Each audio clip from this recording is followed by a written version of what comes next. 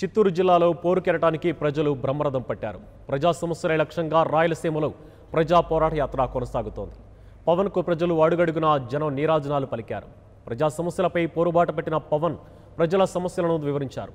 ప్రజలు ఏళ్ల తరబడి పడుతున్న కష్టాలను కాటమరాయుడికి చెప్పుకున్నారు.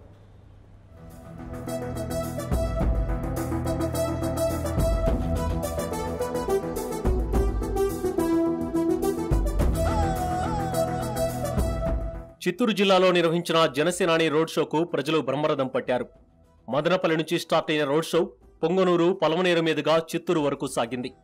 పవన్ రోడ్ షోలో పాల్గొన్న యువకులు పవన్ సీఎం సీఎం అంటూ నినాదాలు చేశారు.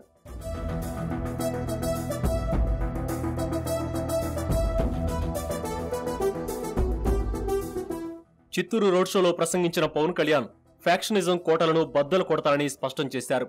జనసేన లేకపోతే టీడీపీ, వైసీపీలు ప్రజల ఆర్థిక అభివృద్ధిని నాశనం చేస్తాయని విమర్శించారు. రాయలసీమలో సామాన్య ప్రజలు ఇబ్బంది పడుతున్నారని ఆవేదన వ్యక్తం చేశారు. రాయలసీమకు ఏ ముఖ్యమంత్రి చేయని విధంగా అభివృద్ధి చేస్తారని హామీ ఇచ్చారు. చంద్రబాబు రాయలసీమకే కాదు కుప్పంను కూడా అభివృద్ధి చేయలేదని విమర్శించారు. రాయలసీమకు 1,00,000 ఉద్యోగాలు కల్పించడమే జనసేన ధ్యేయమన్నారు పవన్. ప్రతిపక్ష నాయకులు చట్టసభలకు వెళ్లరని, సమస్యలపై ప్రశ్నించరని మండిపడ్డారు.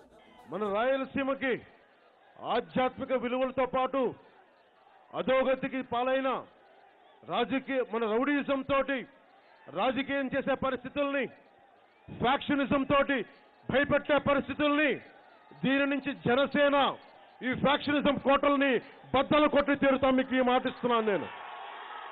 అలాగే మన చిత్తూరు జిల్లాకు సంబంధించి, మన చిత్తూరు టౌన్ సంబంధించి ఏ ఒక్కరైనా సరే సామాన్యులు బతికే నేల, సామాన్యులు భయపడే నేల అవ్వకూడదు. రౌడీలు ఇష్టానికి తిరగడే నేల కాదు. మంచి వాళ్ళు, గుండె ధైర్యం గల వాళ్ళు తిరగాడే నేల కింద మళ్ళీ చిత్తూరుకి మళ్ళీ మంచి పేరు తీసుకొస్తాం మనం.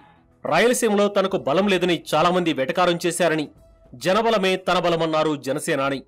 ఆంధ్రుల ఆత్మగౌరవం కోసమే జనసేన పార్టీ పెట్టానన్నారు. ఆత్మగౌరవాన్ని కాపాడలేని వాడు ఎప్పటికీ నాయకుడు కాలేరని సూచించారు. కొంతమంది నాయకులు తమ స్వార్థ ప్రయోజనాలనే చూసుకున్నారని ఆగ్రహం వ్యక్తం చేశారు.